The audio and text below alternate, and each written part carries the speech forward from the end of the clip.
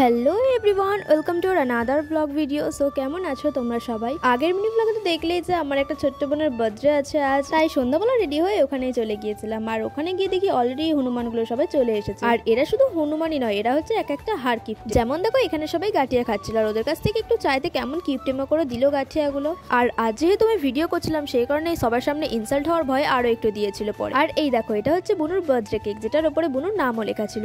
আর birthday কেকের সাথে আজকে ওর আউটফিটটা কিন্তু পুরো ম্যাচ খেয়ে গেছে, মানে pink and white. So finally বুনু কেকটা কেটে ফেলে। আর আজকে বুনুর জন্য আরো একটা সারপ্রাইজ কেক আনা হয়েছিল, যেটা এনেছিল আমার কাকাই, যেটা আমরা কেউই জানতাম না। আর কেক কাটার পরে এরা শুরু করে দেয় স্নো স্প্রে নিয়ে খেলা। আর এদের হাত থেকে বাঁচার জন্য আমি এদিকে আমার কাকায়ের ছেলেকে নিয়ে বসেছিলাম।